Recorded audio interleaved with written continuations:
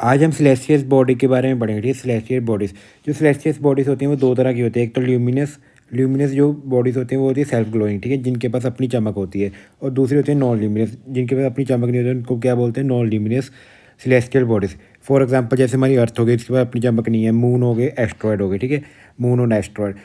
इसके बाद हमको इसके डिफरेंस पता होना चाहिए, एस्ट्रॉयड और मीटेओर्स और कॉम्पैक्ट में क्या डिफरेंस होता है। देखो, एस्ट्रॉयड ये सारे एक तरह के पत्थर होते हैं। अगर जो पत्थर है वो सन के आले दुआले अगर घूम रहा है, सन के आले दुआले घूम रहा है, उसको हम बोलेंगे एस्ट्रॉयड। जो अगर वो पत्थर है वो अर्थ के एटमॉस्फेयर में आ गया और वो बर्न हो गया, बर्न बर्न कहाँ पे होता है, मीजोस्फेयर लेयर में होता है, तो उसको हम क्या बोलते हैं, मीटरॉयड या मीटियोर्स, ठीक है। उसको क्या बोलते हैं, मीटियोर्स या मीटियोर्स। अर्थ के एटमॉस्फेयर में आके और बर्न हो गया, उसको क्या बोलेंगे, मीटियोर्स या मीटियोर्स। अगर सन के आले दुआले वो घूम रहा है उसको बोलेंगे एस्ट्रॉयड। और कॉम्पैक्ट क्या होता है, कॉम्पैक्ट होता है एक स्मॉल आईसी डर्ट, छोटा आईसी डर्ट होता है जो सन के आले दुआले घूमता है। ये कॉम्पैक्ट है, ये मीटियोर है, ये एस्ट्रॉयड है, ठीक है। इसके बाद जो ल्यूमिनस बॉडी होती है, वो सबसे पहली ल्यूमिनस बॉडी कौन सी है, स्टार क्या होता है, स्टार एक ल्यूमिनस बॉडी होती है। स्टार का जो कलर होता है वो किस पे डिपेंड करता है, उसके टेम्परेचर पे। ग्रुप ऑफ स्टार्स को हम क्या बोलते हैं, ग्रुप ऑफ स्टार्स को बोलते हैं हम कॉन्स्टिलेशन। ग्रुप ऑफ स्टार को बोलते हैं कॉन्स्टिलेशंस, ठीक है। बहुत तरह की कॉन्स्टिलेशन होती है, जैसे एक उर्सा मेजर जिसको सप्तऋषि बोलते हैं, हाइड्रा, ऐसे बहुत तरह की कॉन्स्टिलेशन होती है जो हम अगले वीडियो में देखेंगे, ठीक है। अब स्टार क्या होती है, luminous body, colour depend on temperature, और ग्रुप ऑफ स्टार को बोलते हैं कॉन्स्टिलेशन। सबसे क्लोजेस्ट जो अर्थ के स्टार है उसको क्या बोलते हैं, वो है सन। उसका डिस्टेंस कितना है अर्थ से, 150 मिलियन किलोमीटर। 150 मिलियन किलोमीटर अर्थ से सन का डिस्टेंस है।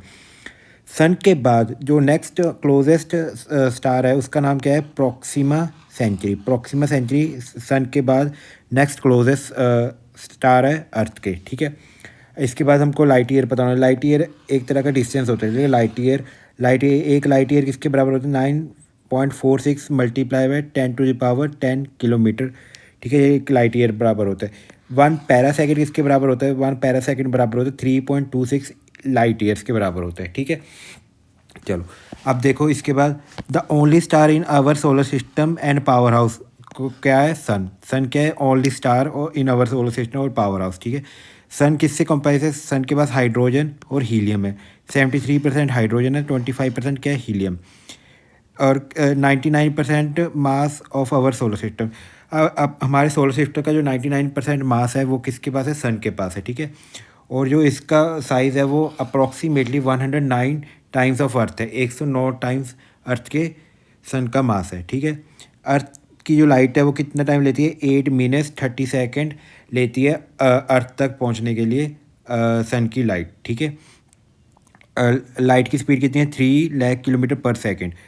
सरफेस टेम्परेचर जो अर्थ सन का सरफेस टेम्परेचर है, सरफेस पे टेम्परेचर कितना होता है, 5600 केल्विन या 5800 केल्विन या 5600 सेल्सियस। और सेंटर पे कितना टेम्परेचर होता है, अर्थ के अंदर सेंटर पे टेम्परेचर बहुत ज़्यादा होता है, 157 मिलियन केल्विन, ठीक है। जो आउटर लेयर ऑफ सन है उसको क्या बोलते हैं, हम कोरोना बोलते हैं। सन के बारे में एक्स्ट्रा डिटेल्स हम अगले वीडियोस में देखेंगे, ठीक है। अब जो हमारा इंडिया ने सोलर मिशन भेजे हुए हैं, ठीक है, सन को देखने के लिए। इंडिया का सबसे पहला सोलर मिशन कौन सा था, आदित्य L1। इसके बारे में नेक्स्ट वीडियो में देखेंगे, ठीक है। India first solar mission Aditya L1 जो हमको सन की स्टडी के लिए भेजा था, ठीक है। अब हमारा एक जो चीज़ रही वो है प्लांटिस हाइपोटेन्यूस। ये क्या है, planetesimal hypotenuse, theory about how planets were formed in our solar system. ये किसने दी थी, Thomas C Chamberlin and Forest R Moulton ने 1905 में दी थी, ठीक है। Thank you.